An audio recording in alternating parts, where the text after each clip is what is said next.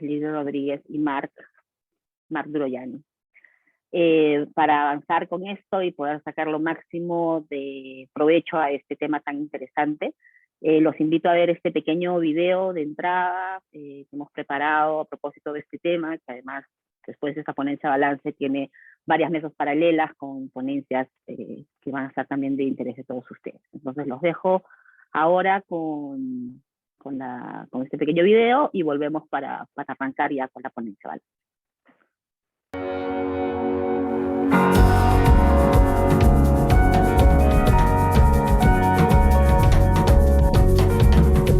El eje temático que me corresponde es dinámicas andino-amazónicos, conectividad y transiciones de los sistemas socioecológicos. En este eje analizamos problemas como la crisis ambiental, el aprovechamiento de recursos y la conservación de bosques. El tema de investigación que he planteado para este CEPEA ha sido comprender el acceso indígena a los bosques fuera de sus territorios comunales.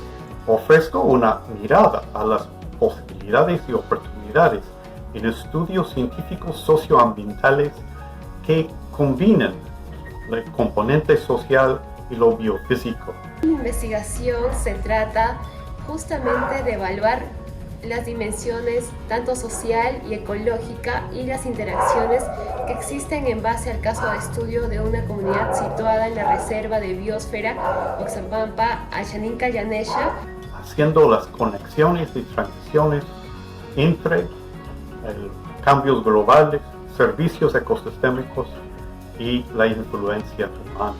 Es importante participar en el CEPEA porque probablemente es el espacio de discusión más importante vinculado a las ciencias sociales y afines o sobre los territorios rurales del espacio peruano desde hace ya mucho tiempo.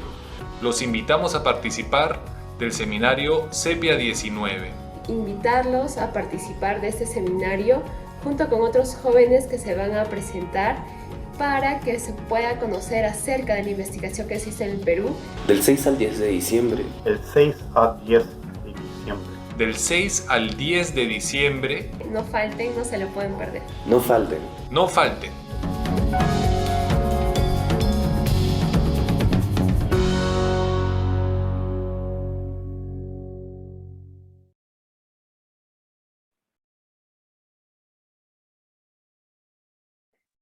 Y aquí estamos. Muy buenos días a aquellos que se han sumado recién. Quiero invitar a nuestro ponente de balance y a nuestros comentaristas que prendan sus cámaras para poderlos ver, para hacer una pequeña presentación antes de arrancar. Como les comentaba más temprano, hoy estamos viendo la ponencia de balance en este cuarto día. Espero que ayer hayan tenido también una interacción interesante en la plataforma. Hoy día avanzamos con este cuarto día con el tema dinámicas andino-amazónicas, conectividad y transiciones de los sistemas ecológicos. Para este tema hemos convocado a Kenneth Young para que nos pueda hacer la ponencia de balance que va a presentar enseguida, y tenemos como comentaristas a Liz Rodríguez y a Marc Droyani. La dinámica de esta ponencia de balance es la siguiente. Vamos a tener la presentación, la ponencia de balance por un periodo de 40 minutos. Luego van a ver los comentarios de Lili y de Marc, con 15 minutos cada uno. Y después de eso vamos a tener la oportunidad de tener las respuestas, comentarios de Kenneth Young, del ponente de balance, a los comentarios recibidos, y luego vamos a abrir la mesa para poder tener las preguntas del grupo. Para ello vamos a pedirles que en su momento prendan la cámara y nos dejen llegar sus preguntas, o si tienen algún comentario también lo dejen vía chat. Sin extenderme más, paso a presentar a nuestro ponente de balance, a quien agradecemos profundamente el trabajo que ha llevado a cabo para realizar esta ponencia de balance, de sumo interés y muy, muy interesante. Kenneth Young es profesor, es PhD de la Universidad de Colorado en Boulder, previamente obtuvo una maestría en botánica en la Universidad de Florida y una licenciatura en ecología y evolución en la Universidad de Illinois. Ha pasado periodos prolongados en países tropicales, incluida la investigación en Costa Rica, Ecuador y Perú. Llegó a la Universidad de Texas en el 2000, después de haber sido profesor en la Universidad de Maryland. Ha realizado investigaciones relevantes para las políticas que informan la conservación de la biodiversidad y el desarrollo sostenible. Y estamos seguros que nos va a poder llevar de una manera muy interesante y y productiva a través de este tema el día de hoy. Así que paso a darle la bienvenida y el agradecimiento a él por el trabajo realizado con esta excelente ponencia.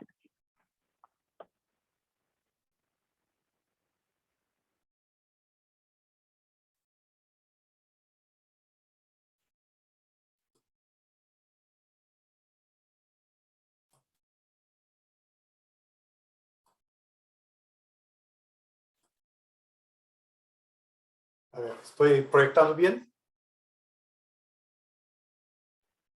Sí, sí se proyecta. Muy buenos días. Es un gusto estar con ustedes.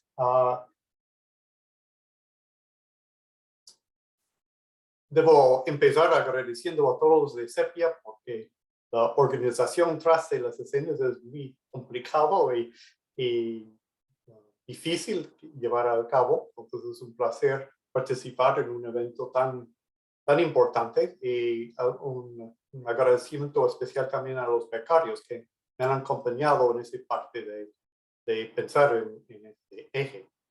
Lo que voy a compartir con ustedes es una reacción al título que me han dado, Conectividad y Transiciones. Estoy pensando en qué interconecta los Andes en la Amazonía y qué transiciones hay que resultan de las interconexiones y los resultados también de conexiones de la Amazonía hacia los Andes. Pensándolo desde el punto de vista de un marco conceptual que voy a presentar de sistemas socioecológicos. Voy a empezar dando un par de ejemplos. De la foto acá me parece que es un sistema socioecológico. Yo veo una persona aparentemente cosechando en un bosque. Entonces tengo la parte de la naturaleza, la parte ecológica representado por el bosque en la foto y los suelos que están debajo del bosque. Hay una persona y aparentemente la persona está recibiendo algún beneficio o recursos del bosque. Entonces hay un intercambio entre el bosque y la persona y el bosque.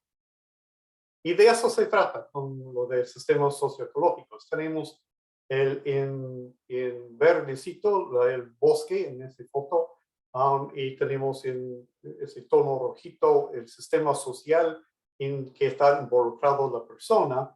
Estamos viendo las retroalimentaciones, lo que interconecta a esos dos aspectos. También he puesto como ejemplo la alpaca. La alpaca está ahí y está viviendo como animal en su ecosistema, pero es también un animal domesticado, manejado con fines de humanos.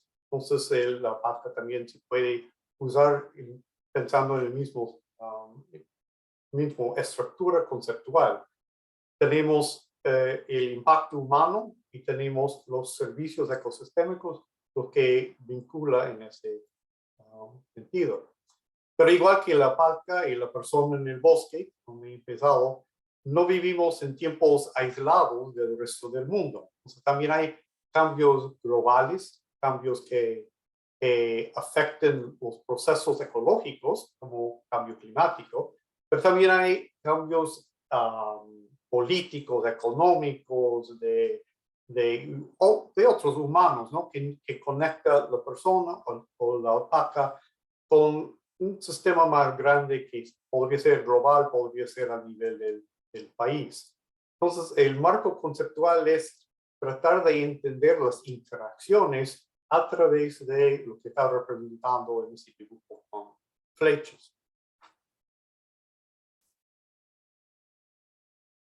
Fue en el año 2016 que Julio Postigo y yo editamos un libro con ese título, Naturaleza y Sociedad, y pensamos utilizar lo de los sistemas socioecológicos. En esa conferencia lo que he hecho es básicamente he mirado a literatura científica más reciente, o sea, qué ha pasado después de 2016 en cuanto a sistemas socioecológicos, especialmente relacionado con el oriente de Perú. Hay muchas oportunidades, creo yo, en pensar en una forma que que permite las disciplinas participar a llevar a cabo un proyecto, por ejemplo, que combina intereses de las ciencias sociales y las ciencias de la tierra, incluyendo la ecología. Pero también hay obviamente muchos retos y voy a hablar más de los retos mientras que voy avanzando el tema. En cuanto a naturaleza, ¿cómo implementamos el concepto de naturaleza? Bueno, mayormente hoy en día hablamos de biodiversidad y como ven en ese panorama de diversidad, el Perú es un país mega diverso. La parte de los Andes y Amazonía que voy a hablar hoy es también mega diverso en todos niveles. Las especies, pero también los paisajes que están representados acá. Y para hablar de paisajes, también hablamos hoy en día de los servicios ecosistémicos, que son parte de las funciones ecológicas que hacen funcionar los sistemas ecológicos en los paisajes, regiones, ríos, coches, lo que podría haber. Además, la biodiversidad tiene otra escala que es la genética, porque miramos no solamente a especies, sino lo que representan en cuanto a su diversidad genética y sus flujos genéticos que puede estar. Entonces, esos son los conceptos de biodiversidad que voy a manejar. Sistemas socioecológicos voy a seguir presentando con ejemplos. Por si acaso, el texto que he preparado como parte del producto para Sepia incluye una revisión de literatura de más o menos 2016 hasta el presente con esos temas que ya he mencionado. Hay como 200 referencias y ahí hay acceso para los que desean a la literatura. Mucha de la literatura, igual que en 2016, sigue siendo en inglés. Entonces, parte del trabajo es empezar a traducir las ideas desarrolladas, ¿no?, en otras partes, en las revistas internacionales, a un contexto útil en el Perú. Pero, no obstante, para hacer esa conferencia más interesante, más dinámica, voy a usar ejemplos míos que vienen de mis fotos, que no es porque son necesariamente mejores que otros, sino que tengo las fotos para ilustrar los puntos, pero en el texto sí va a ser un poco diferente. Lo que he usado como área de estudio es básicamente todos los Andes, que es divisoria de la Amazonía, incluyendo todas las altitudes desde los glaciares hasta la selva baja. Y pensando en conexiones y transiciones. Una transición que sí es importante, mirando a ese territorio en el Perú, pueden ver en el mapa de Cernam el avance que el Perú ha hecho en cuanto a áreas protegidas por el Estado, que están en ese mapa, que son espacios importantes porque dan privilegio a aspectos de la biodiversidad. El resto del ambiente, obviamente, hay otros usos de suelo. Uno importante que no tengo ilustrado en ese mapa son los territorios y tierras de la gente indígena, que va a ser muy importante en el Perú amazónico. Y también las otras tierras que corresponden a los campos agrícolas, los otros espacios usados por el ser humano, incluyendo las ciudades. Bien, aquí voy a dar para mis conclusiones.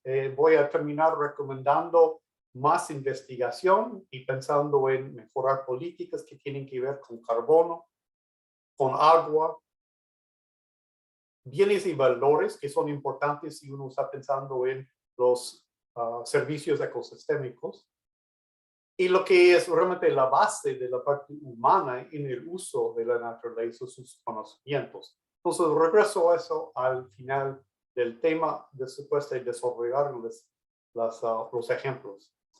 Empezando con los ejemplos, vamos al campo en donde está esa estrella, al borde del río Ucayale. Tomé la foto del señor cuando estaba haciendo entrevista de cómo hacía cultivar su arroz en ese sitio, a mi ojo, bien difícil. Él requiere cierto tamaño de sedimento para poder sembrar el arroz. Recién ha llegado ese sedimento y la inundación ha bajado el río. Entonces yo, siendo más entrenado en las ciencias de la tierra y la ecología, pensé que era cuestión de geomorfología del río, que deposita el material que el Señor puede usar para cultivar.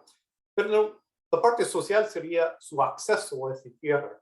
¿Cuáles son las reglas y normas para él mantener control de ese espacio y producir su arroz? Y la ventaja de trabajar en una investigación socioecológica es que uno puede hacer preguntas de la gente, algo que no puedo hacer cuando trabajo con los árboles. Y el Señor dice, no, voy a corregir, voy a decir que lo que es más importante para mí son los pestes que afectan mi cosecha. Entonces, ahí tengo una base para poder conectar la parte biofísico con la parte social y mejorarlo, pensando en los conocimientos, opiniones y actividades de la gente. Aquí estoy representando entonces el sistema que acabo de mostrar. A la izquierda está la caja del subsistema social, a la derecha lo biofísico. Lo biofísico sería ya los sedimentos, pero también los cultivos. La parte social sería, en este caso, el señor tratando de cultivar su arroz. Pero el señor no vive solo, es parte de una interacción social con todas sus consecuencias que están representadas acá. Y muy importante sería en su lugar el acceso y lo que cuestan los productos para ganar la vida. Él vive en un ambiente fluctuante, entonces una parte importante para entender es la dinámica de los ríos que tienen que tomar en cuenta en cuanto a sus casos, pero también pensando en llegar a otros recursos que podrían ser útiles como la pesca.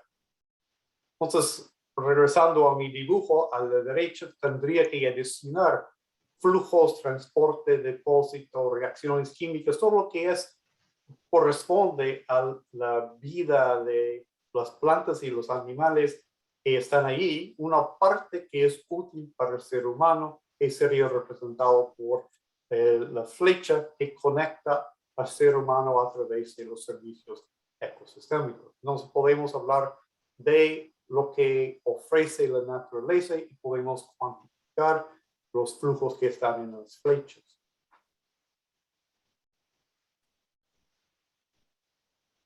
Entonces tenemos, ya pensando en la conexión andino-amazónico, es obvio que son las lluvias en los Andes que llevan sedimentos y químicos a la Amazonía y afecta la productividad acuática de la Amazonía, especialmente importante en el punto de contacto de los Andes a la Amazonía. Eso sería parte del sistema natural. Sistema natural afectado por cambio climático, que sería la flecha que viene desde fuera.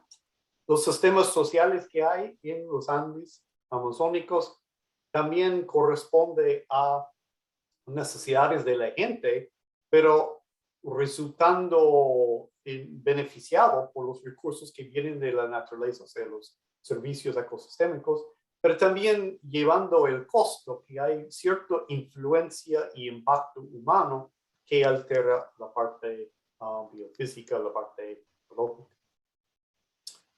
Entonces, creo que he logrado convencerles que hay 5 tipos de retroalimentaciones que son importantes, lo que es global o por lo menos fuera del sistema que estamos definiendo, el sistema mismo que consiste en interacciones de la parte humana, la parte ecológica. Eso podemos vincular a través de transferencias, o sea, el sistema natural produce peces, produce sedimento, y la transferencia sería el servicio que conecta a las necesidades de las personas, que ya es otro rubro, por eso digo transferencia, que sería ya sus cultivos, en este caso del arroz, o su producción anual, o su ganancia que puede tener en vender algún producto. Todo eso tiene, por supuesto, una retroalimentación que conecta del ser humano a la naturaleza, no solo impacto negativo, sino influencia, tal vez sería un término más neutral.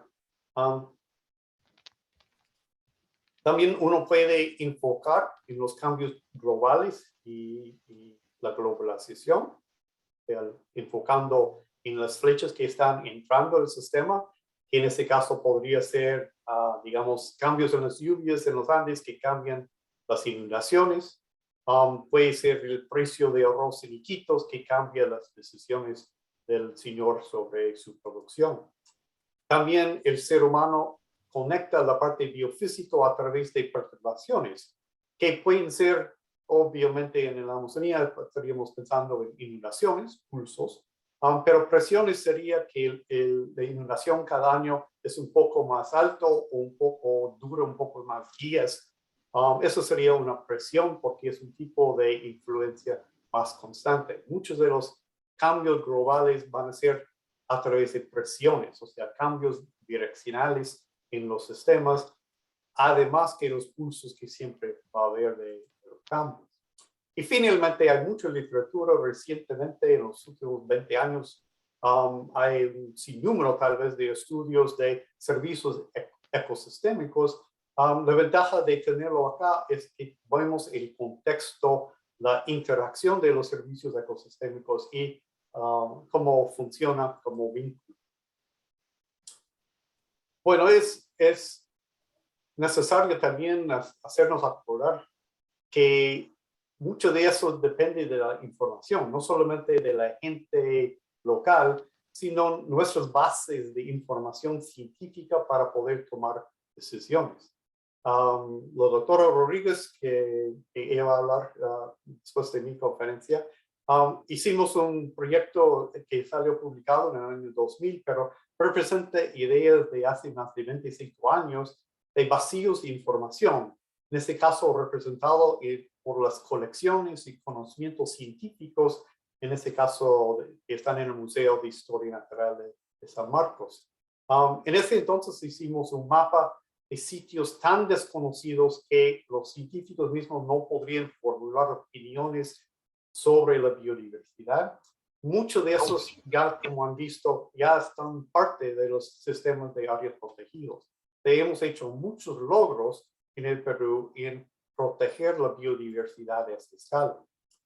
Al mismo tiempo, eso salió hace 15 años, un mapa a la izquierda arriba que indica que los climas actuales en los Andes tropicales representan el área más grande mundialmente, donde hay climas presentes hoy que en 50, 60 años no van a existir. Básicamente hay climas en los Andes tropicales que van a desaparecer, llevando con ellos tal vez los nichos de muchas de las especies importantes de andinas. Y como pueden ver en el mapa, es la región más grande del mundo. También climas novedosos, proyectando y usando el mismo modelo hace 15 años, dijeron que la Amazonía iba a tener climas novedosos que no estaban representados por combinaciones de calor y precipitación actuales. O sea, miles de especies de la Amazonía van a estar expuestos a climas y casos novedosos para ellos en términos de su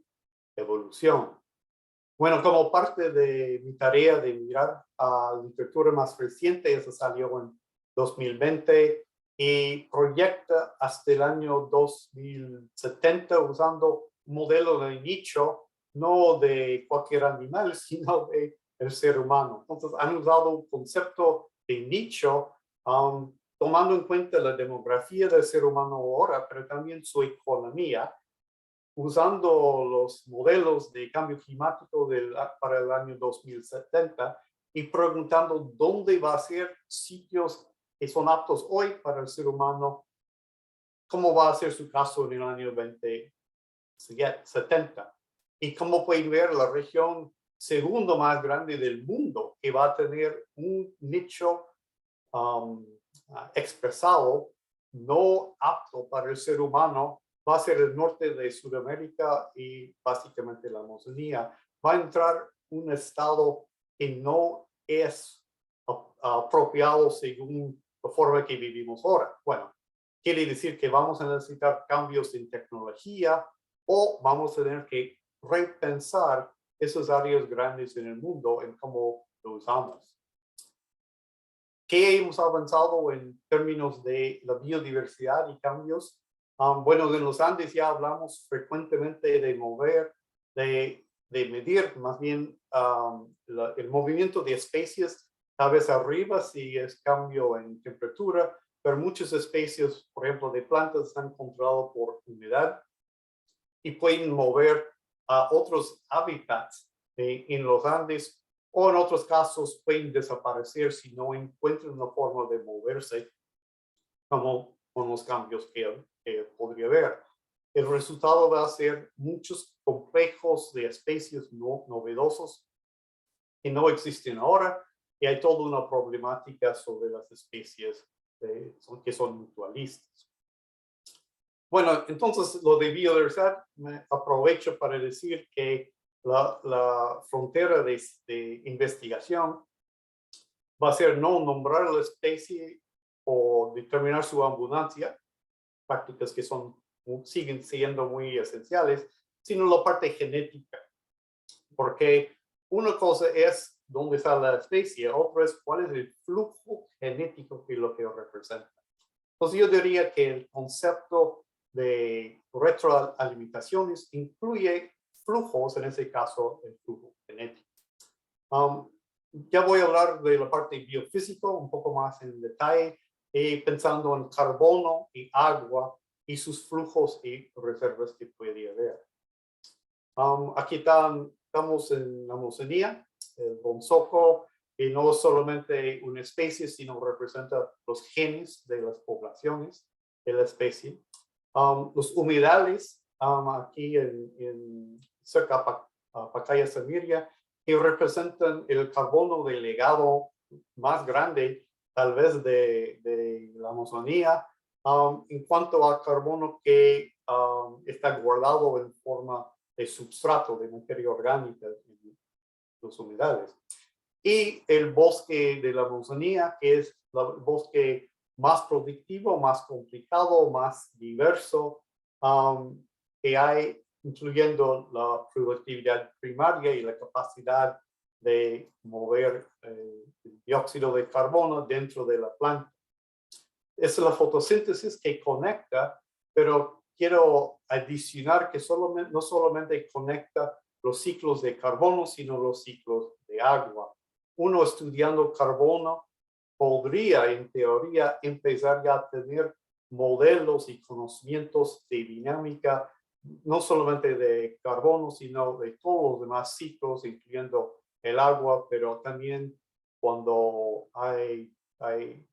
no hay limitaciones de dióxido de carbono, lo que resulta son limitaciones de nitrógeno, de fósforo, o cuando hay mucho tierras saturadas, el metano. En cuanto al socioecológico, es el vínculo del ser humano con el ciclo que es importante. Nosotros afectamos lo que es aquí procesos rápidos. Fotosíntesis es rápido, el corte de un árbol es rápido. El carbono que nos preocupa en términos ambientales es el carbono lento, el carbono del legado, que está en materia orgánica de los suelos miles de años, que están en las rocas que sacamos de la roca para quemar la piedra de carbón, o que está depositado en los fondos del mar. Lo que afecta al ser humano en términos dañinos al ambiente, en términos globales, por lo menos, es la parte rápida, la parte de que nuestras actividades cambien lo que podría ser sistemas mucho más lentos en términos geológicos. También el ciclo hidrológico y hídrico es parecido. En este caso hemos representado los flujos por el tamaño de las flechas. En este caso son estimaciones tomadas de la literatura. Cuando hay una flecha grande, quiere decir que hay bastante flujo, que puede ser agua regresando a la atmósfera de evapotranspiración. o puede ser un flujo horizontal que representa el agua que corre en los ríos o causando potencialmente erosión. Entonces, el concepto de flujos también podemos representar acá relacionado al uso del suelo. Finalmente, he comentado de la Amazonía y empecé mis ejemplos. El agua obviamente es importante para pensar en la ecología de la parte amazónica. Cuando uno mueve a los Andes, bosques montanos, por ejemplo, representado acá por una foto del Parque Nacional Río Viseo, ahí está la fuente de los sedimentos por los derrumbes que van a entrar el río y luego van a entrar los río Amazonas y afectar por la ecología río abajo. Entonces, lo que quiero comentar es la zona de transición de selva baja a la parte más pendiente. Hay una zona de más o menos 1000 metros, realmente de 600 a 1500 metros, que es la zona de transición. En el sistema de Holdridge sería el bosque premontano. Es el bosque tal vez más interesante por ser poco conocido. Combina elementos biológicos de la Amazonía y de los Andes y representa donde los ríos cambian de torrentoso a ríos con menos pendiente que mueven el sedimento en vez de simplemente producirlo. Entonces, esos son los elementos del sistema biofísico que hay que considerar, adicionando los flujos y las reservas que representan los ciclos hídricos, los ciclos de carbono, o tal vez otras formas de expresar la parte dinámica de la ecología. Pero también hay siempre una conexión a la parte social, y acá lo tenemos con mediciones geomorfológicas de los sedimentos de los ríos de la Amazonía, representado por colores acá, y voy a decir en términos simplistas, ahí está la referencia si quieren ver más detalle. Todas las represas propuestas, muchos que están a 1000 metros, 1200 metros, a veces 600 metros en esta zona premontana que he mencionado. Las represas propuestas, como pueden ver, son muchas en el Perú, representan donde podrían alterar los sedimentos y flujos dinámicos de los ríos. Entonces, en el color anaranjado y rojo, salen zonas más críticas, muchas corresponden al área de estudio.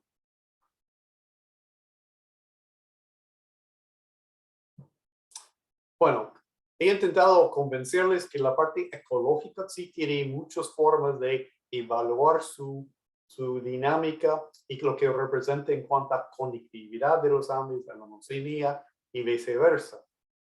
También quiero ya referirme a la parte más humana, áreas protegidas y los territorios de la gente indígena, todos los usos de suelo que podrían estar representados. En cuanto a la Amazonía peruana, una de las propuestas de inversión en el Perú es la hidrovía, pero hay otros también, carreteras, proyectos de colonizar, proyectos de ampliar la frontera agrícola y el uso de incendio. Todos son cambios en el sistema que podrían ser novedosos, o por lo menos podrían ser fuera de la capacidad de los sistemas naturales de recuperarse. Hay muchas posibilidades de estudiar la extracción de recursos humanos, de recursos naturales, cómo conecta a los mercados, cómo depende o no de la infraestructura, y la pregunta más importante, ¿cuál es el uso sustentable? Entonces está pensando ya más en la parte social, pero conectándolo a la dinámica del sistema ecológica que podría haber, y respondiendo a las fuerzas externas y las fuerzas que vienen de cambios en los servicios ecosistémicos. Bien, y me hace pensar que la base de toda la parte humana realmente son los conocimientos. He hablado de la parte científica, de lo que estamos tratando de hablar hoy, pero también importante es la información que maneja la gente local, que podrían ser de tradiciones, pero más, no sé, interesante en ese modo, manera es hablar de la ciencia ciudadana, que es lo que resulta de la persona interactuando con el científico y el intercambio positivo que puede haber. Hay muchos avances que podrían hacer moviendo lo que es conocimiento tradicional ecológico de los Andes amazónicos y llevarlo a un contexto de ciencia ciudadana y conectar eso a la gobernanza, especialmente pensando en el uso sostenible. Bueno, para resumir, entonces, he mencionado carbono, que conecta cambios globales con cambios en el uso del suelo. He mencionado el agua bien rápido, pero pensando en toda la hidrología, cómo conectar el uso del suelo con evapotranspiración versus infiltración versus la entrada del agua al suelo y luego a la napa freática. ¿Y cómo conecta eso a las quedan dinámicas? 10 minutos, Kenneth. Gracias. ¿Y cómo conecta eso a las dinámicas fluviales que he mencionado? Otros flujos son los bienes y valores. Entonces, tenemos una transferencia de lo que representa la producción primaria de un bosque a una persona o una comunidad que valora el carbono representado por un cambio en el stock o reserva en la biomasa de las plantas. Lo que conecta es cómo valorizamos esto. Y el uso de un marco conceptual socioecológico nos ayuda, creo yo, en conectar los recursos naturales a la economía en general, pero específicamente a los ritmos de los procesos. O sea, si el proceso de producir el bien que sirve para el ser humano es sostenible dado la rapidez que vuelve a producirse y el daño que resulta del uso del ser humano. Otra vez, hablando de la información que permite hacerlo, también se puede hablar de eso en términos de flujos, porque una cosa es tener el conocimiento de cómo usar el bosque y otro es el riesgo de perder esa sabiduría, porque la información es frágil, no es algo que es constante. Podemos hablar de ganar y perder información y cómo conectarlo a otras fuentes de información. En todo eso son no solo flujos y reservas para medir cantidad que hay, el stock, que sería la reserva, y medir el flujo, o sea, el intercambio, pero lo que representa en cuanto a los 5 tipos de retroalimentación que creo yo son parte de cada sistema socioecológico. Bueno, en balance, entonces, después de pensarlo en esos meses y preparar ese documento, donde es más útil, creo yo, el marco completo, donde he empezado, sería para fines de estudiantes. Yo veo y me parece un buen ejercicio de un estudiante formular todo el sistema funcional que está interesado, el sistema biofísico que es de interés, la parte social que es de interés y cómo conecta con los usos y las influencias.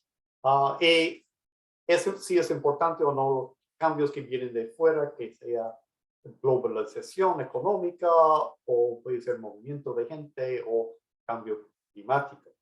El ejercicio de formular todo el sistema es importante porque el estudiante, por lo menos en casos míos, ellos han hecho ese y han escogido 1, 2 o 3 partes que sean flechas, tal vez en ese ejemplo, para evaluar en más detalle, pero no olvidando de todo el contexto. También me parece útil para fines de tomadores de decisión tener un sistema completo representado que podría ir cambiando y podría ser un buen instrumento de llegar a otros. Pero también hay avances en la parte biofísica que se puede hacer sin necesariamente trabajar en un grupo de 10 científicos o interconectando a través de modelos de computadora. Uno podría mejorar los estudios de la parte biofísica pensando adicionar información que va a llevar al cabo mejor entender el sistema completo. En otras palabras, no estoy necesariamente pidiendo que los ecólogos empiecen a ser científicos sociales y viceversa, pero uno podría producir resultados que son de interés para entender el sistema más grande. Por ejemplo, esos son árboles en mi parcela permanente, que están en el Parque Nacional Río Viseo, árboles que uno sigue durante, en este caso, 30 años. Son datos importantes, son datos que indican mucho sobre la población de los árboles.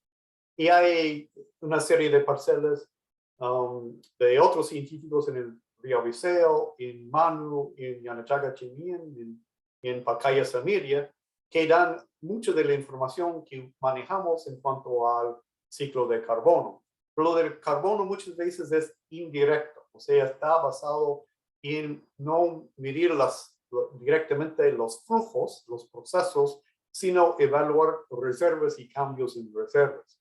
Lo que yo veo como frontera en investigación es enfatizar más los procesos, aprovechando que el ciclo de agua está muy vinculado al ciclo de carbono y tener un acercamiento más completo en cuanto a monitoreo y usar el monitoreo no solamente en los parques nacionales y las reservas naturales, sino en áreas que manejado por el ser humano, o sea, usar el uso de suelo para abrir muchos más campos de investigación en los ciclos de carbono, agua y lo demás. Y también pensando en el sistema completo, otra vez no estoy tratando de convencer a los científicos sociales de dejar de ser científicos sociales, pero si van a trabajar en este medio, podrían tomar en cuenta la rapidez de la fotosíntesis o la rapidez de la producción de materia orgánica en el sistema biofísico que corresponde a su ambiente de estudio. Y podrían también documentar, comentar, medir a qué forma depende de flujos del sistema biofísico y qué representan sus acciones en cambiar el mismo sistema que son parte. O sea, seguir haciendo entrevistas, seguir estudiando deforestación, seguir estudiando producción que llega al mercado y los gastos de transporte, pero hacerlo en tal forma que uno puede opinar sobre el sistema más grande que nos interesa como sociedad. Aquí hay otra forma de hacerlo, ya usando un modelo. El doctor Arrima a la izquierda hizo un modelo tomando datos de gastos de transporte del río Amazonas, de las carreteras, de producción, lo que vale en el mercado el producto, y lo usó como un modelo espacial para predecir el efecto en el bosque, en este caso en Loreto. Eso nos da la posibilidad que usamos en este caso como escenario extremo para cambiar los valores y ver hasta dónde podrían llegar la deforestación y en ese caso la pérdida de biomasa a dióxido de carbono, a la atmósfera, o sea, el efecto en el ciclo de carbono de esta posibilidad hipotética de cambios en el paisaje.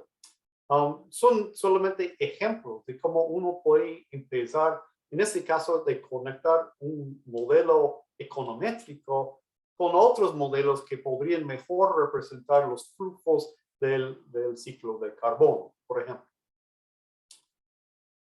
Entonces, para concluir, creo que sí hay muchas posibilidades para investigación que podríamos mejorar pensando en flujos, reservas, retroalimentaciones. Algo que me llama la atención es la biodiversidad única del país, los 87 mamíferos endémicos, los más de 6,000 plantas endémicas, que corresponde solamente al territorio del Perú, que representa biodiversidad única, que usando biología molecular que incluye la parte genética, va a ser una posibilidad de mejorar bastante los estudios. El carbono ya he mencionado que también podría medir mejor no solamente el monitoreo de los procesos mismos, sino cómo conecta con el mejor uso del espacio. Otra vez pensando en agua, también me lleva a pensar en lo de 1,000 metros, o sea, 600 a 1,500 metros de la zona premontana, que es prioridad porque es zona de mucha infraestructura. Seguir haciendo lo que ya se ha hecho en cuanto a valorizar los servicios ecosistémicos, pero relacionando yo ya el conocimiento no solo ancestral, sino ciudadana, e incluir esos aspectos ya en la posibilidad de mejorar los estudios sociológicos. Entonces, he mirado a las conectividades entre los Andes y la Amazonía y los grandes cambios que puede haber. Creo yo, podríamos mejorarnos en cuanto a políticas y investigaciones científicas, pensando más en retroalimentaciones, en los ritmos de los procesos, especialmente los procesos que recuperen sistemas naturales después de un uso, y pensando en un futuro que nos va a llevar a climas distintos y a grupos de especies que no hay actualmente en el territorio. Eso fue mi pensamiento en reaccionando al título propuesto. Y otra vez, muchas gracias a los que han organizado y los que están participando en el evento. Muchísimas gracias, Kenneth. Gracias también por mantenerte tan fiel a los tiempos, que es algo bastante importante para darle fluidez al evento. Excelente ponencia, muchas gracias. Quiero continuar, vamos a continuar con los comentarios. No sin antes agradecer la colaboración de la Academia WIS para la Naturaleza para la realización de este evento. Y sin más, paso a presentar a nuestra siguiente comentarista, que nos va a dar comentarios por 15 minutos, que es Lili Rodríguez, de CIMA Cordillera Azul. Ella es doctora en Ecología por la Universidad de París, bióloga de la Universidad Agraria La Molina, con amplia experiencia en cooperación internacional, en conservación de la naturaleza, desarrollo sostenible, investigación y temas relacionados con el Convenio sobre la Diversidad Biológica, diseño de políticas nacionales e internacionales sobre conservación de la biodiversidad, bosques en la región amazónica, tales como pago por procesos ecosistémicos, ecoturismo, valoración de la biodiversidad, manejo monitoreo de áreas naturales protegidas y recursos naturales. Es editora de libros y autora de artículos científicos, desde el Sustainability hasta donde nombra a los sapitos, interesante. Es miembro de las comisiones de parques, educación ambiental, supervivencia de especies y legales de la IUCN, vecina Cordillera Azul. Excelente bio para esta comentarista que nos acompaña hoy. Bienvenida, Lili, muchas gracias y estamos atentos a tus comentarios. Muchas gracias y muchas gracias sobre todo por esta invitación a comentar a un colega de muchos años con quien hemos trabajado diversos temas relacionados sobre todo a áreas protegidas, pero ahora estamos tocando un tema muy trascendental, digamos, para si nos ponemos a ver desde un punto de vista de las políticas nacionales y de las necesidades de la investigación, donde realmente lo que necesitamos en primer lugar es el mainstreaming o la integración transsectorial y también transdisciplinaria, es justamente lo que acaba de comentarnos Ken. Esta integración es importante para la gobernanza de los recursos naturales, pero también es importante para la sostenibilidad, sea ambiental, económica o social, de cualquiera de los tres ángulos que querramos mirarlo.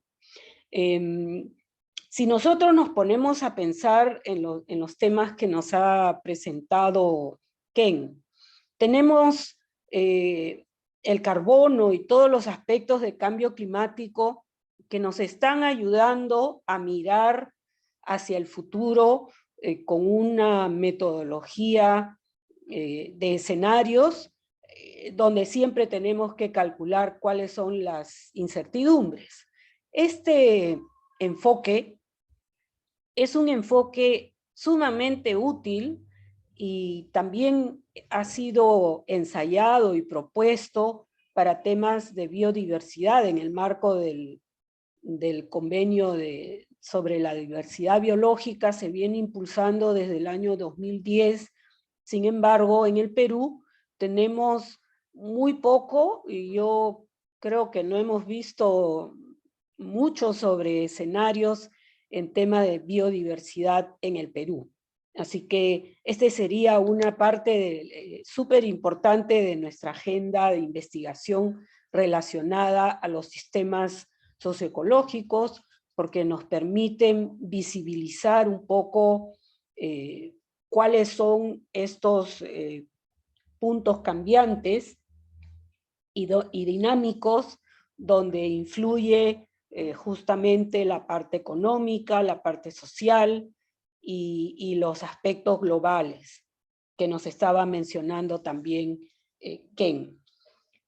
Otro aspecto muy relacionado es el de los servicios ecosistémicos, que es cómo nosotros, las personas, interpretamos y utilizamos la biodiversidad. Entonces, cuando hablamos de servicios ecosistémicos, estamos hablando justamente de esta relación con la biodiversidad. Sin embargo, en el Perú no tenemos todavía, hay algunos ensayos, sobre todo en la parte andina, pero muy poco en la parte amazónica, de cuáles son estos servicios ecosistémicos y cómo se relacionan, sobre todo viniendo de la parte de biodiversidad, cómo se relacionan con la sociedad, ¿no? Yo creo que tendríamos que trabajar un poco más en tener metodologías, en tener investigaciones que relacionen estos beneficios para la gente de la biodiversidad, para poder visibilizar eso en la economía y en las políticas nacionales y regionales, ¿no? Estos beneficios o contribuciones de la naturaleza también, por un concepto que nosotros manejamos en el Perú de los recursos naturales renovables, a veces nos olvidamos de los límites. Y estos límites, que también existe ahora una propuesta global, que es la de los límites planetarios, ¿no? Esta propuesta de límites no la hemos aterrizado en el Perú, y sería otro aspecto para poder identificar y monitorear de alguna manera los impactos de las actividades y cómo mantener un sistema socioecológico sostenible, más intrusivo, para discutir también con el tema de las políticas de desarrollo que se presentan en el Perú. Por ejemplo, nosotros tenemos mucho énfasis en el café, en el cacao, en los cultivos que están justamente en la parte andino-amazónica, y muchos de estos productos no se consumen localmente y promueven mucha deforestación.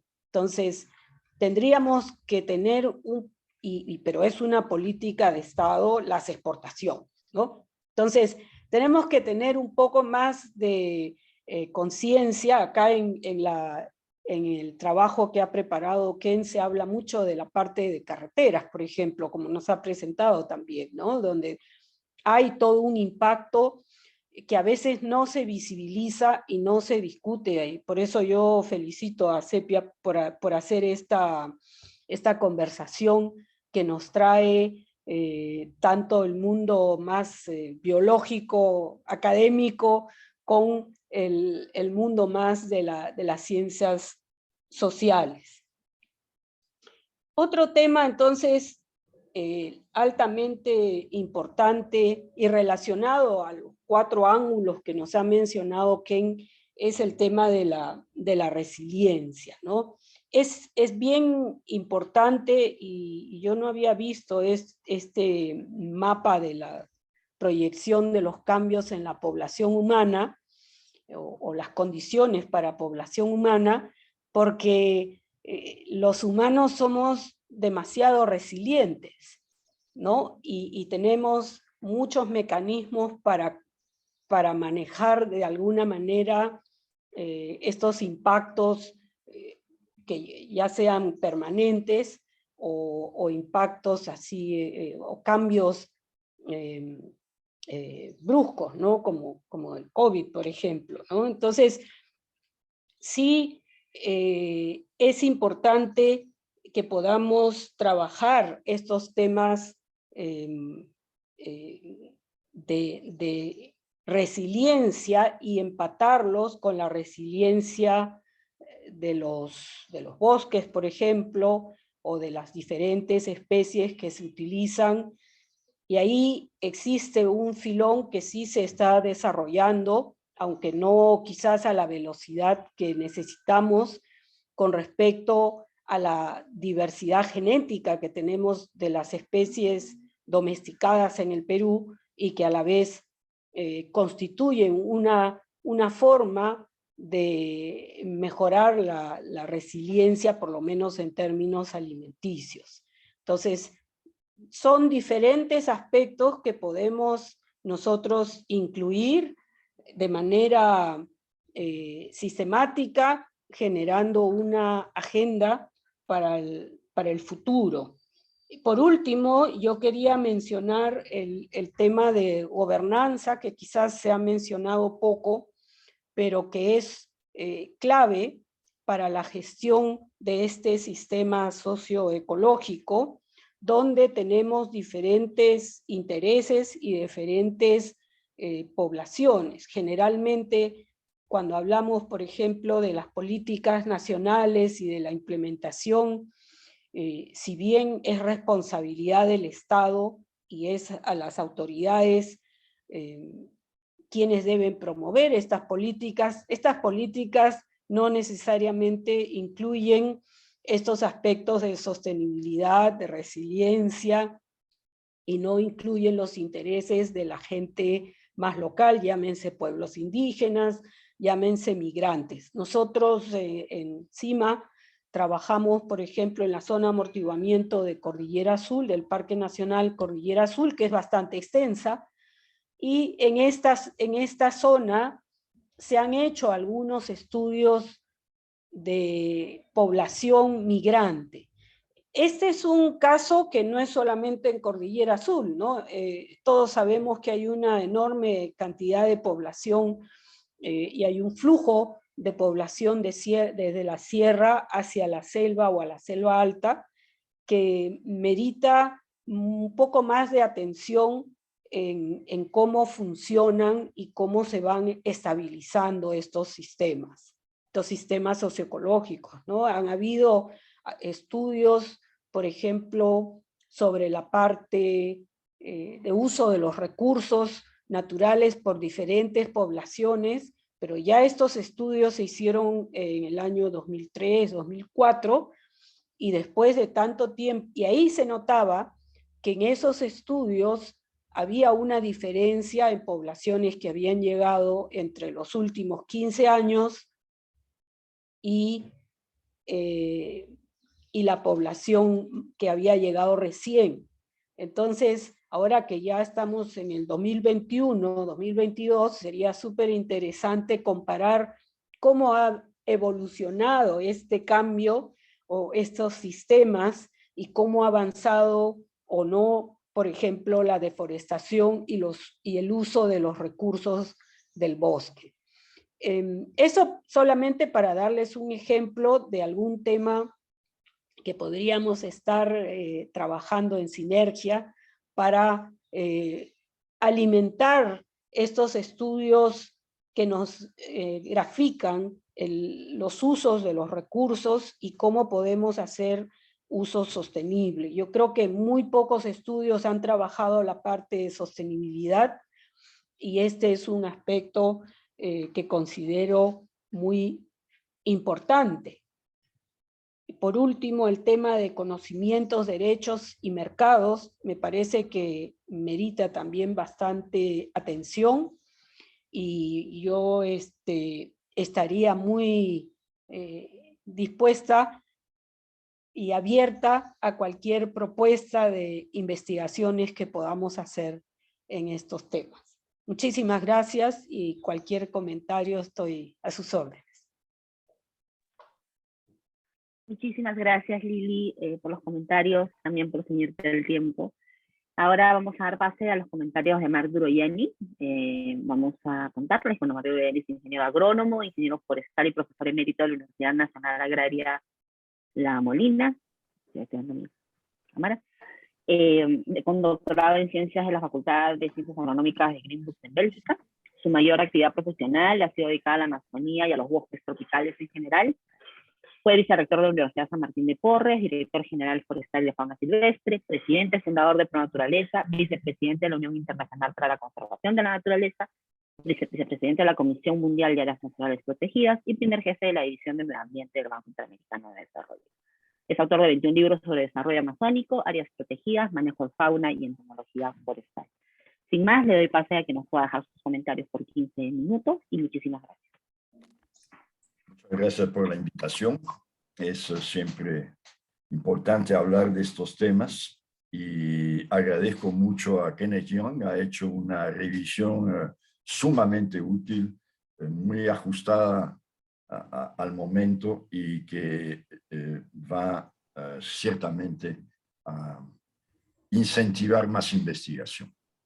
Yo ya fui investigador hasta unos 30 años atrás y después me he dedicado más a la política del desarrollo amazónico. Y yo estoy convencido que hay que hacer mucho más investigaciones. Las preguntas están ahí. Lili ha insistido en la cantidad de preguntas sin respuesta que aún subsisten en la Amazonía y en las relaciones de la Amazonía con los Andes y con el resto del mundo. Entonces, yo estoy convencido que hay que hacer más investigación. Sin embargo, hay que reconocer, como muy bien lo comentó Lili, que en el Perú la investigación no tiene ninguna prioridad y consecuentemente es una pregunta más para Kenneth y Lili, vista la incapacidad nacional de financiar investigación seria, profunda, ¿cómo se va a hacer ese tipo de investigación que estamos necesitando, muchas de las que son de mediano o largo plazo? Entonces, lo que quiero decir es que hacer más investigación, hacer más estudios, cuya importancia, repito, no se discute, no debe frenar la acción. Tenemos que actuar en relación a todo lo que ya se sabe. O sea, hay suficientes hechos comprobados, científicamente demostrados, como para no detenernos a pensar más. Tenemos que actuar. Ahora bien, ¿qué hacer? Y ahí es qué hacer frente a estos cambios climáticos, en el sistema hidrológico, etcétera.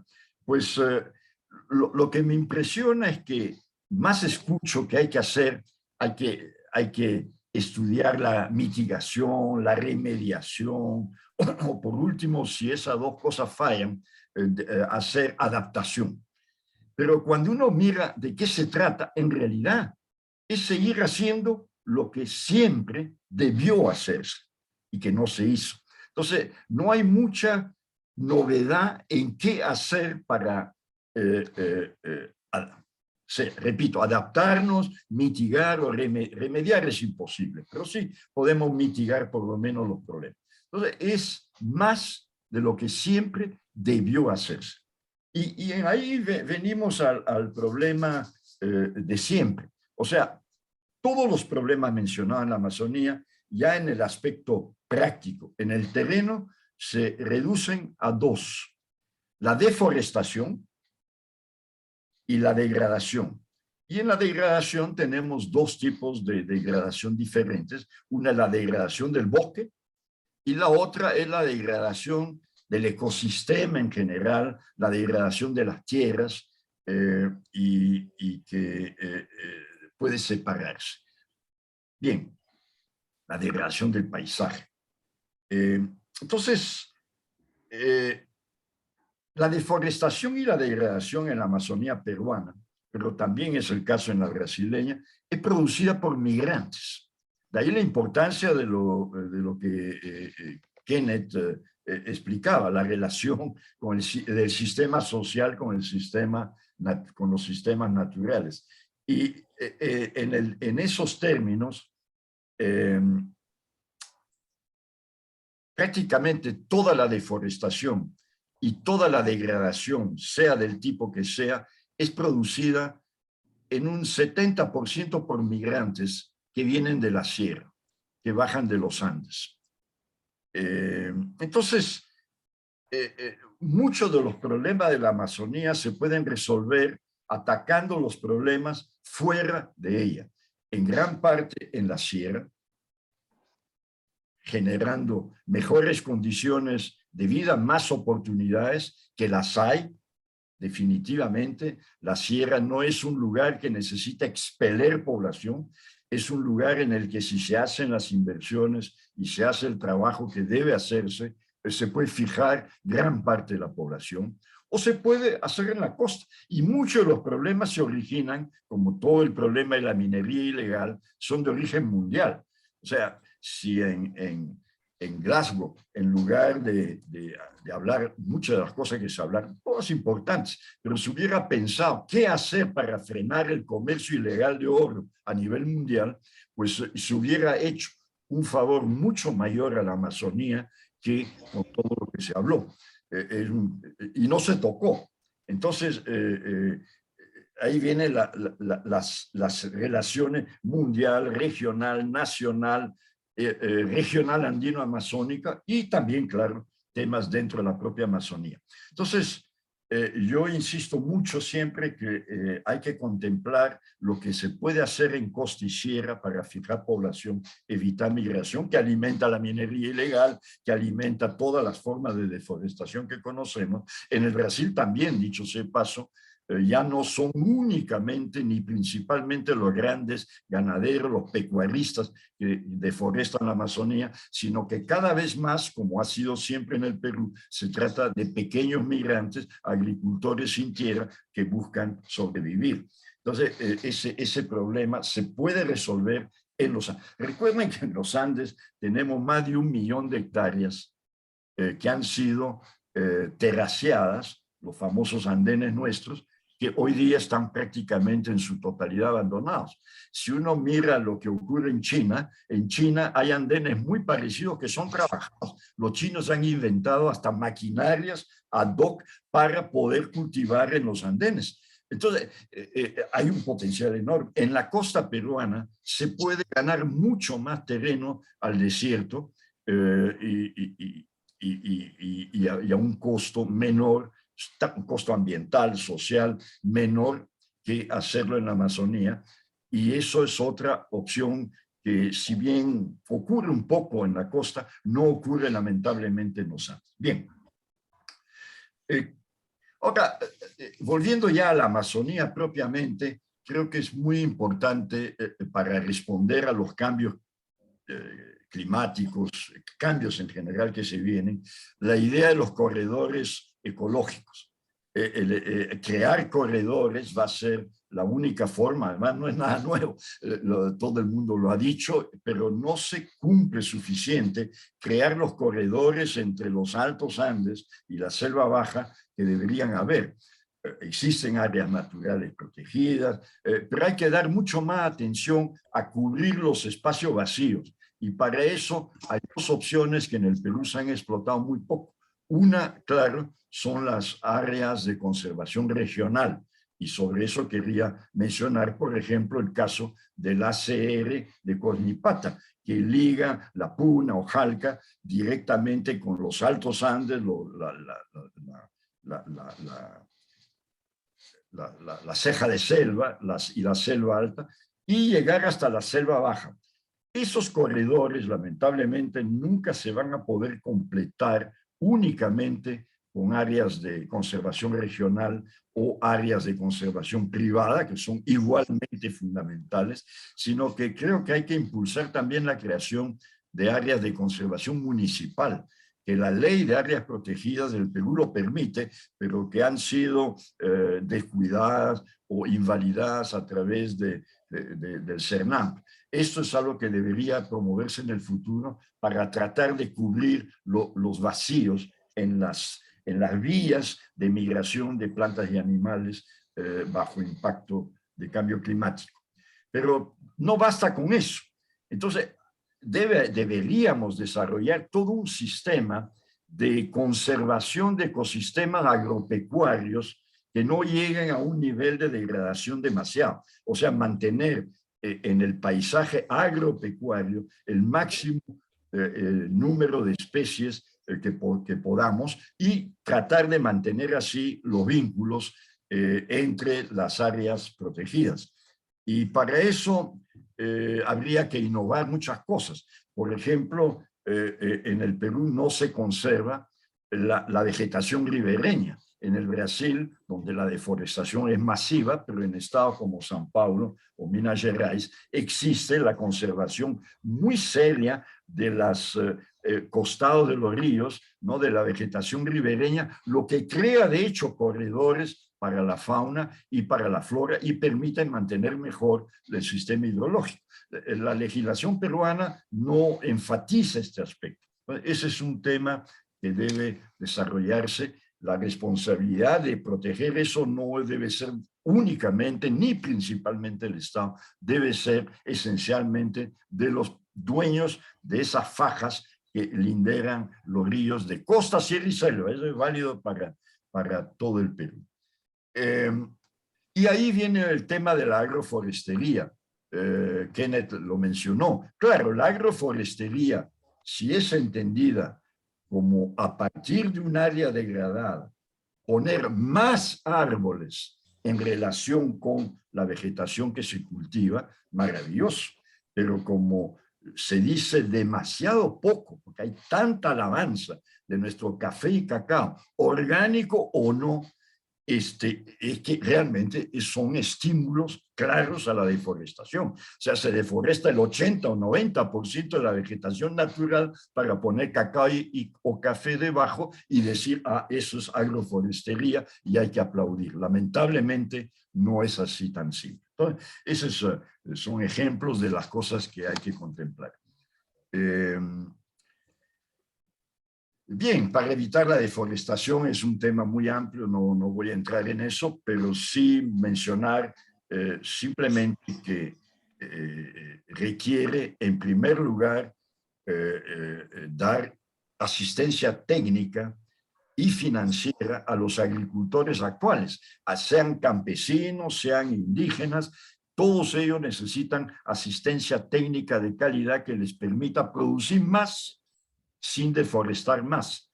Y recuerden que cualquier cultivo agrícola o crianza que se haga en la Amazonía peruana produce entre 20 y 30% del potencial que tendría si se trabajara correctamente con los conocimientos que existen. Ese es fundamental, brindar verdadera asistencia técnica que permita usar toda la tierra deforestada. Se usa, recuerden, apenas el 20% de la tierra ya deforestada en el Perú, en la Amazonía peruana, produce alguna cosa cada año. El 80% está empurmado, está en descanso, entre comillas, y realmente no contribuye a sostener la economía ni a evitar que la población se expanda sobre los bosques todavía no destruidos. Entonces, eso es fundamental. Y viene el otro tema, y con eso voy a concluir, es una decisión política de frenar la construcción de carreteras en el país, en la Amazonía. Es completamente absurdo hacer carreteras nuevas en bosques naturales, todavía relativamente naturales, mientras que no se mantienen las carreteras que están en las áreas ya deforestadas. Consecuentemente, los agricultores tienen mucha dificultad para producir, obtener los insumos, sacar los productos, porque eso ahí no se invierte nada. Se invierte la mayor parte en caminos nuevos que tienen intereses políticos diversos, intereses económicos, obviamente, pero que deberían controlarse. Más aún, porque aparentemente más del 70% de las carreteras nuevas que se abren en la Amazonía peruana son totalmente ilegales. No tienen visto bueno el Ministerio de Transporte, no tienen estudio de nada. Es un alcalde que decide que va a meter su tractor y abrir más caminos con el dinero público y, claro, incentivados por quienes van a sacar madera o van a expandir la producción de ganado. Entonces, para terminar, y vuelvo a comentar lo que dije al comienzo, sí hay que hacer más estudios, sí, si no conocemos la realidad, no vamos a poder hacer buenas acciones para salir adelante del problema, pero eso no debe limitar nuestras decisiones de acción. Ya sabemos suficiente para hacer mucho de lo que se debe y además, repito, por una razón u otra no se puede inventar gran cosa. Lo que hay que hacer es lo que siempre debió hacerse y que no hemos hecho. Quizás sea este el momento de comenzar a tratar bien nuestro patrimonio natural. Muchas gracias. Muchísimas gracias, Marco, por los comentarios. Ahora vamos a pasar a los comentarios de respuesta, de reacciones de Kenneth por 10 minutos, son ya 10 minutos. Y luego de ello vamos a tener el espacio abierto para poder recibir las preguntas de los participantes de esta mesa el día de hoy. Entonces le doy el pase a nuestro ponente de balance por 10 minutos. Muchas gracias y muchas gracias por los comentarios. Algo que yo siento muy cómodo en recomendar cómo mejorar investigaciones científicas, como enfatizar algo que tal vez ha sido olvidado en el pasado. Lo que no me quedo como pensando nada más en la parte política, porque ahí solo tendría opiniones y sugerencias, ¿no? Entonces, mucho agradezco los comentarios de ustedes porque dejen abrir un poco más el espacio político para opinar. Siguen siendo sugerencias, pero voy a opinar un poquito más sobre la parte política también y cómo corresponde. Pero primero la parte de investigación, algo que quería volver a enfatizar. Hay muy buenos estudios que están realizando, especialmente con el carbono y cambio climático y dinámica de bosques, dentro de los áreas protegidos.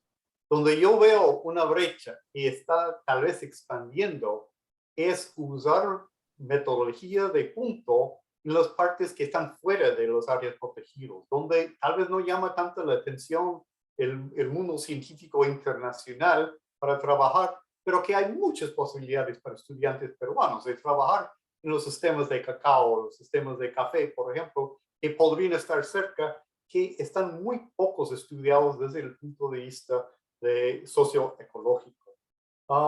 Tal vez tomando ejemplos de Marco Rojani, que acciones también más dirigidas, más puntuales.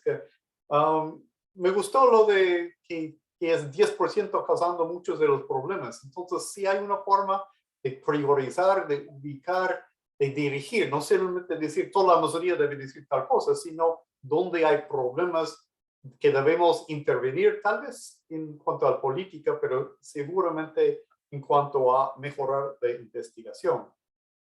Lili comenta del modelo económico nacional que está basado en exportaciones.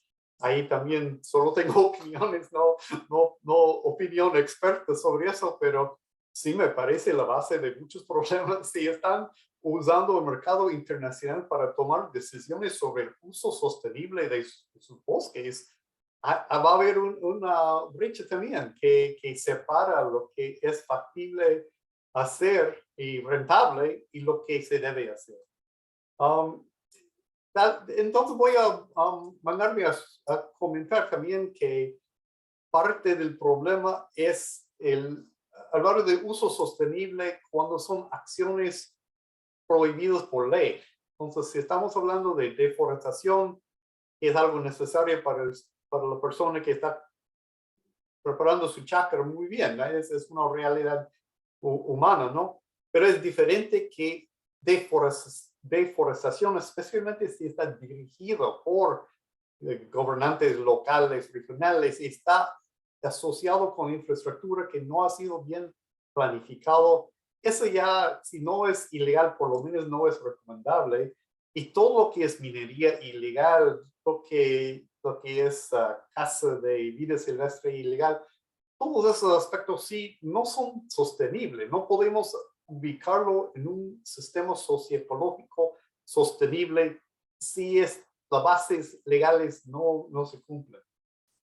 Es una frustración mía, más bien es al título personal, no un comentario personal, no llega a ser algo científico, pero científico sí puedo comentar algo que escapa un poquito de los comentarios, y esa es la escala del reto que está enfrente. El reto no es solamente pensar cómo combinar los resultados de muchas disciplinas. A mí me parece que el marco socioecológico ofrece una forma de hacerlo, pero no es el único, y a veces es complicado, difícil. Lo que muchas veces se hace ahora es se usa programas de computadora para interconectar los datos.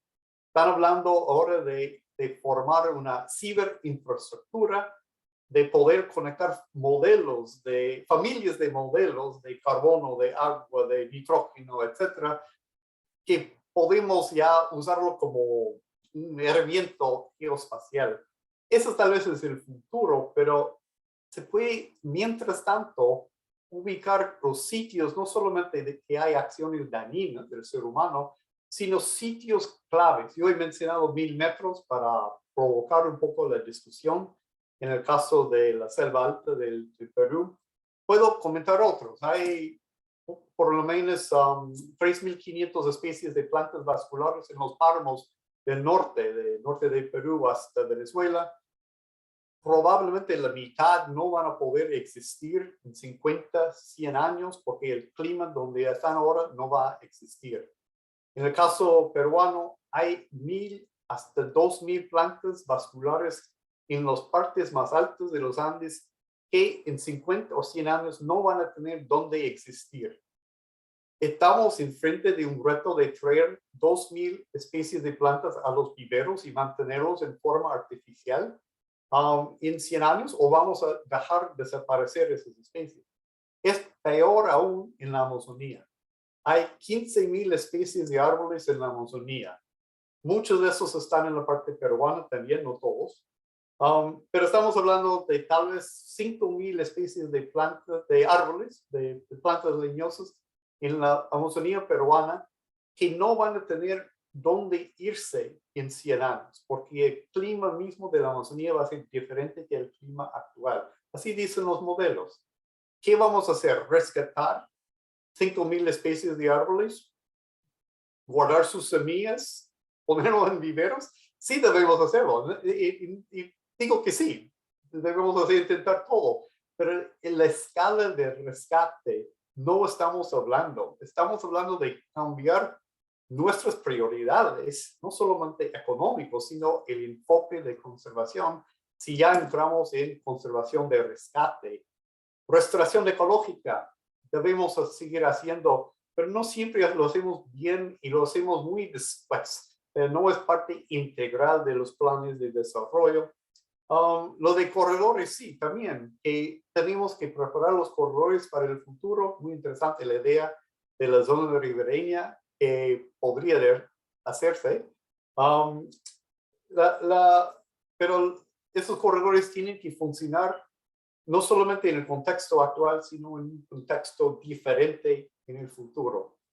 No quiero desanimar, porque la gente joven podrían aprender de nuestros errores y corregir los modelos y diseños que puede haber. Lo que yo encuentro, por ejemplo, de esperanza es que mis estudiantes, cuando hablo de sistemas socioecológicos, dicen sí, ¿y qué más? O sea, que es algo ya conocido, aceptado, no es controversial necesariamente, es simplemente cómo implementarlo, cómo financiarlo, cómo hacerlo más práctico y cómo usar los resultados para fines que nos convienen.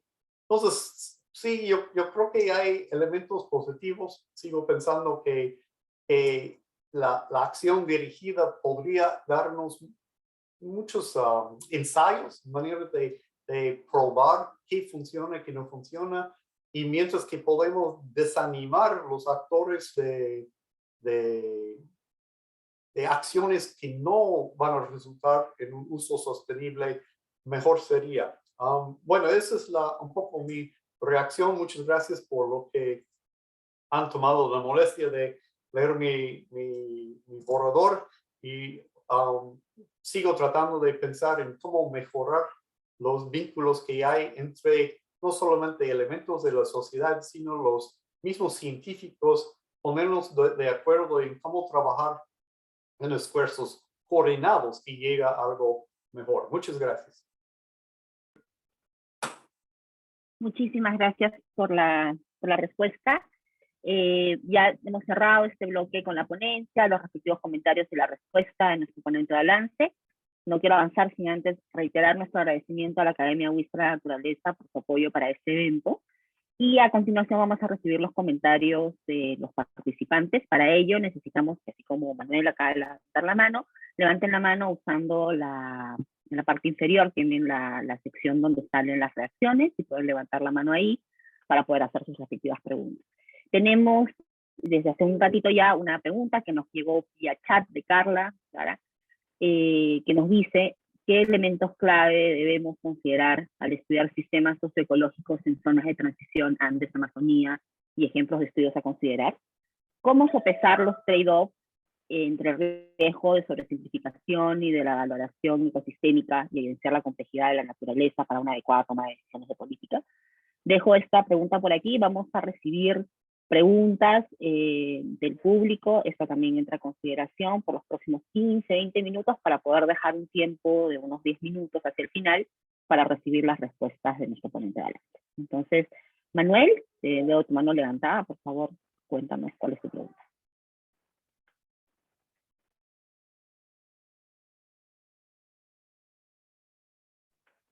Manuel, ¿está?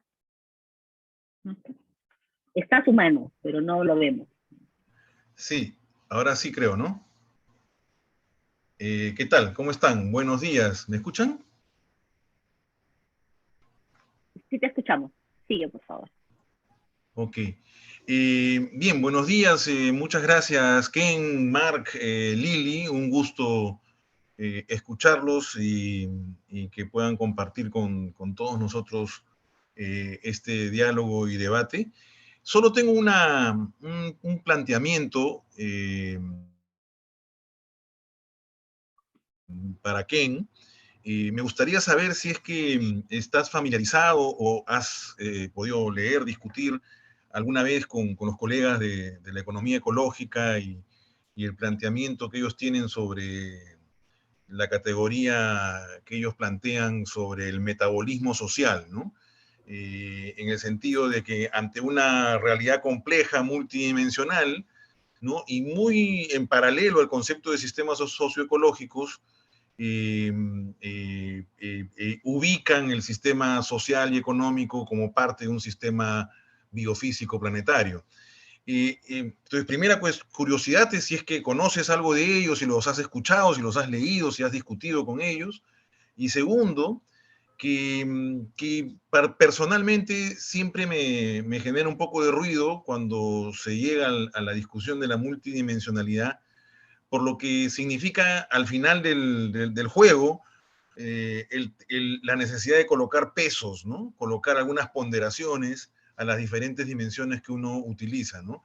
Lo mismo ocurre con pobreza multidimensional, lo mismo ocurre en los estudios de impacto ambiental con cómo calificar, con qué grado de riesgo o severidad tienen los impactos. Y entonces terminamos en el juego de la opinión de expertos y que colocan pesos más, pesos menos. Entonces, no sé, me gustaría saber tu opinión al respecto, Ken. Gracias. Gracias, Manuel. Tenemos un comentario, una pregunta más en el chat, mientras esperamos alguna otra intervención en nuestro vía Zoom. Pregunta José Alfonso, ¿resultan viables las plantaciones de café y cacao desde el punto de vista del sistema biofísico? Consideremos que se trata de cultivos que sí pueden ser rentables para la pequeña agricultura familiar y que se organiza en cooperativas de servicios. ¿Hay alguna otra pregunta? Podemos ir avanzando con las respuestas de nuestro ponente de balance mientras...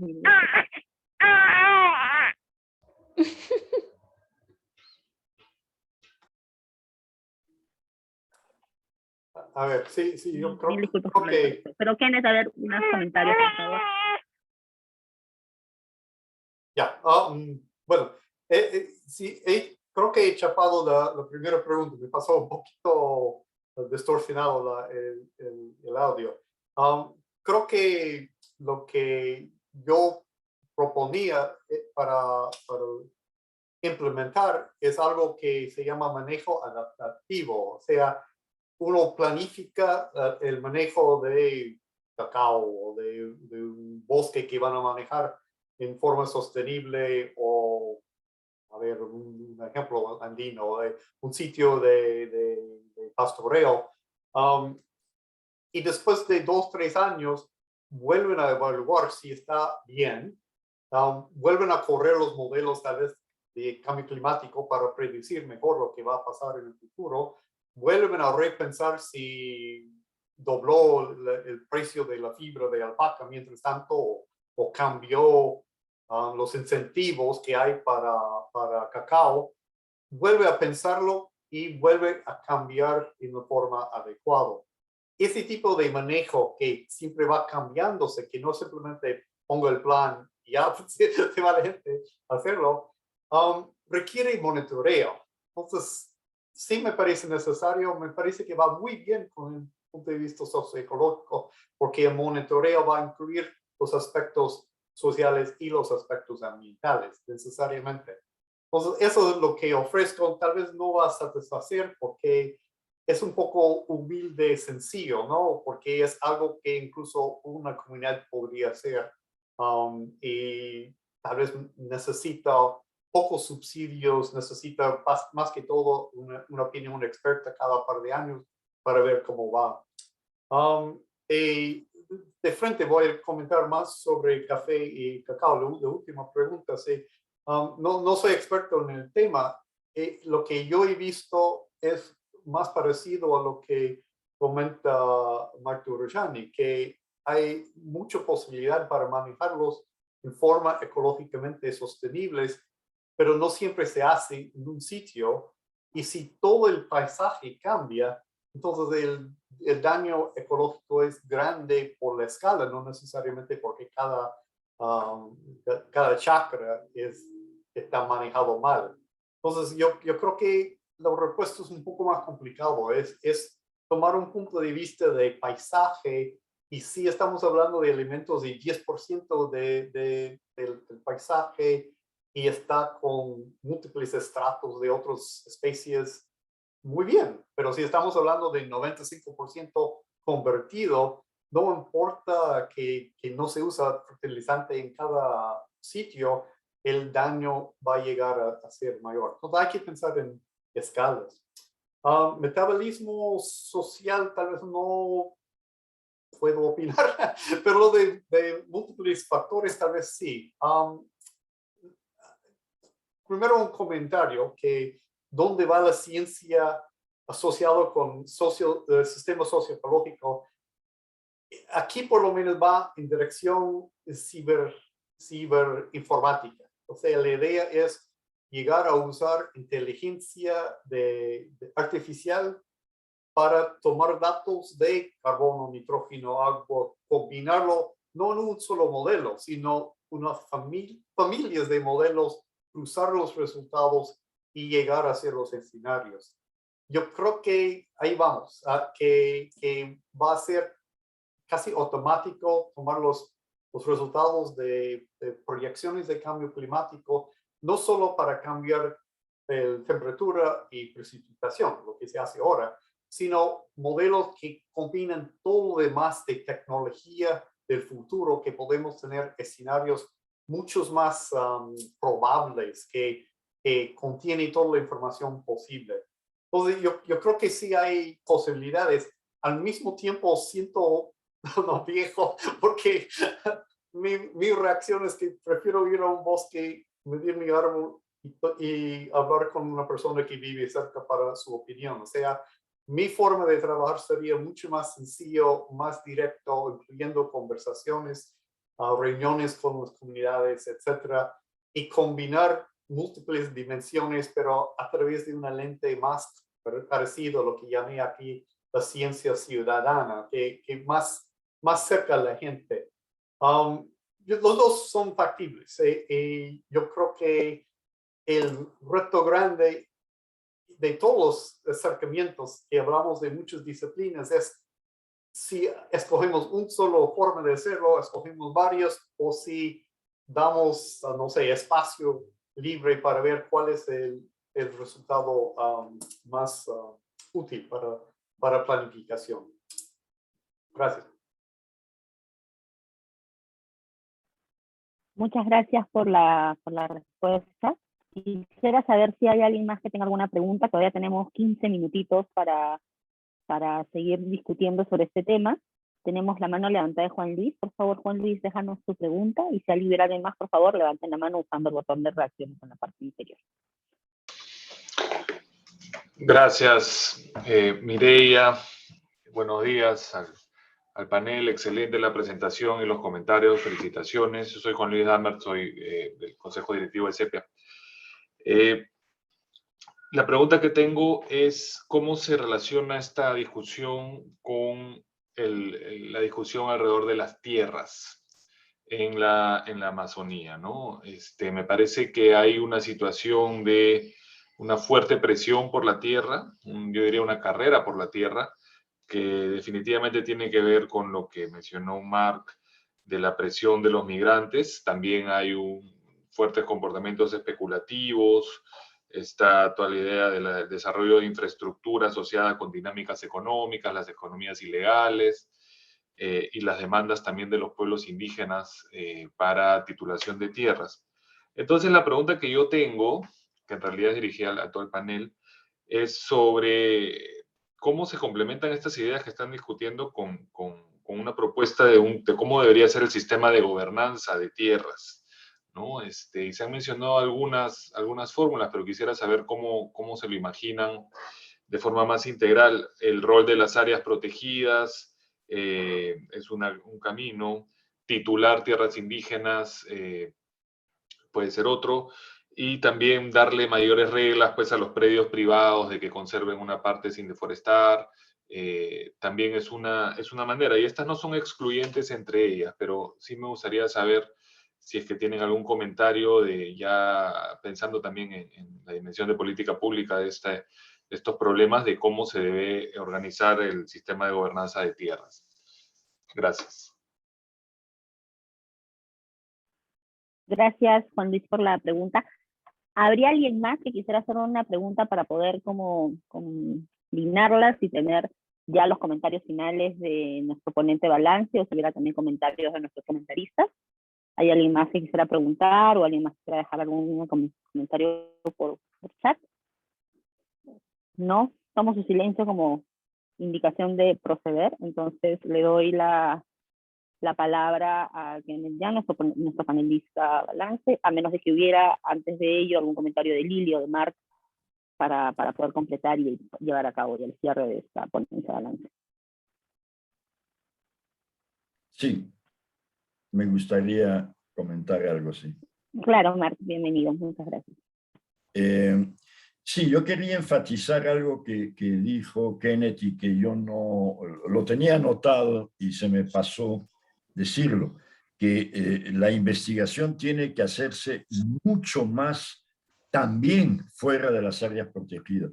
Los científicos tienen una tremenda tendencia a instalarse en áreas protegidas porque hay más seguridad, hay más continuidad, sobre todo si son observaciones de largo plazo, pero eso no resuelve gran parte de los problemas que tenemos en la Amazonía. Entonces, 100% de acuerdo sobre investigar la Amazonía y también relacionarla al resto del país y del mundo. Eso estoy muy de acuerdo. Sobre el caso de la pregunta de Juan Luis, yo diría que la respuesta en primer lugar es usar, además no es nuevo, es usar el 100% de la tierra deforestada, hablando ya de la Amazonía y del Perú, porque recuerden, de cada 10 hectáreas, solo 2 producen algo. El resto podría producir. No produce por falta de asistencia técnica y financiera, por falta de educación, por falta de titulación. Entonces, la titulación de la tierra es fundamental. ¿Y por qué no se titula a los campesinos migrantes que ya deforestaron? Pues porque gran parte de esa tierra es conocida en el Perú como de aptitud forestal. Pero eso no existe. O sea, el sistema de clasificación de tierras que usa el Perú, que además se implementó cuando yo era el director general forestal, en aquella época, 50, 40 años atrás, tenía una razón, que era evitar que la reforma agraria avance sobre los bosques. Hoy día no tiene más ninguna función. Hoy día se puede cultivar en la luna, en cualquier lugar, y ciertamente en esos suelos se puede cultivar. ¿Por qué no se cultiva? Porque no se puede invertir, no se puede invertir donde no eres dueño de la tierra. Entonces es muy importante cambiar la política y la legislación en cierta medida y permitir que se titule a los posesionarios. Y eso son 8 millones de hectáreas que están ahí disponibles. Pero además, como muy bien dijo Juan Luis, hay que estabilizar ya de una vez por todas las comunidades nativas, las comunidades campesinas, y en fin, todos los sistemas de propiedad que hay en la Amazonía, fijarlos lo antes posible, que esa va a ser una forma de aplicar lo que la ciencia nos dice que se puede hacer, tanto en productividad agropecuaria como en uso sostenible del propio bosque. Pero eso es muy importante. Gracias. Muchísimas gracias, Mar, por los comentarios. Tenemos una mano levantada de Lili, comentarios por unos 5 minutitos y luego los comentarios finales.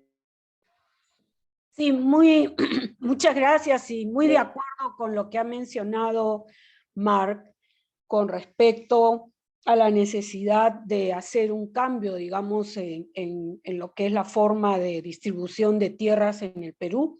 Nosotros trabajamos directamente alrededor de un parque nacional y nuestra teoría de cambio en este momento es tratar de cubrir toda la zona de amortiguamiento, es decir, los 20.000 kilómetros cuadrados con algún derecho de uso, algún tipo de titularidad, de manera de que haya un responsable por las tierras para el uso.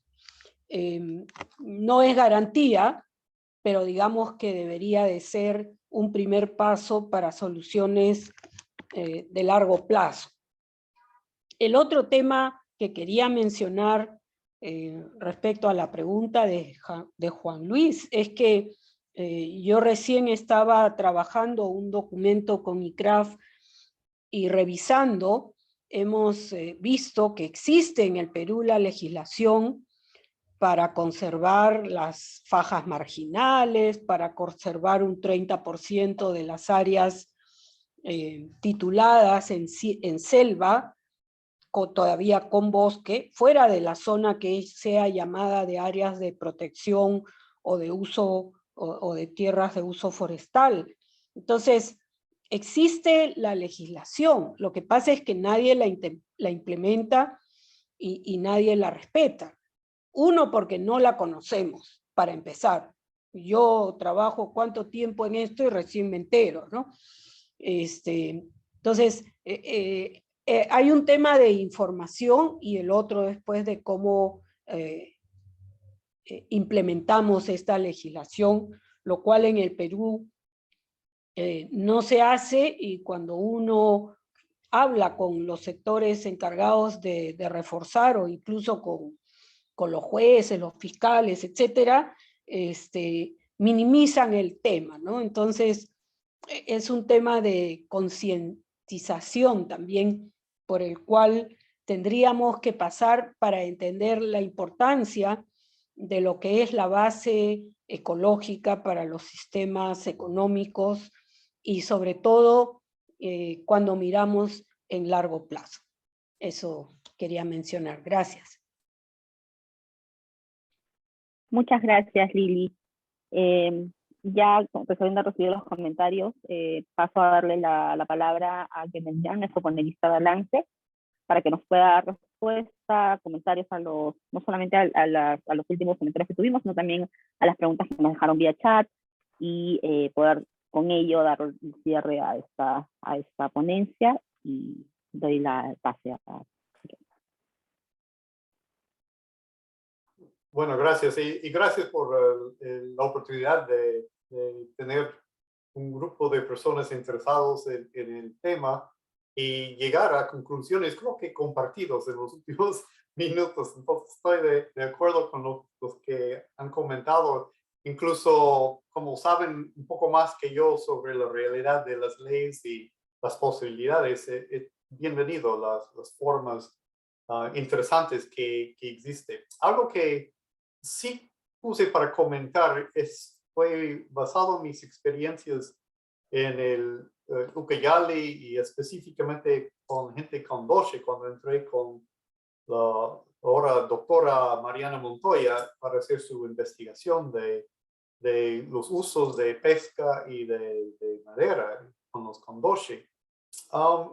Ellos no solo piensan en tierras como yo estaría pensando, sino piensan en su territorio, piensan en un conjunto que incluye los ríos y las cochas. Y yo creo que ahí es parte del problema, que una forma integral de manejar la Amazonía, especialmente, pero también las partes andinas, es el todo, los suelos, los cuerpos de agua, los bosquecitos que queden, más los sitios que usa el ser humano.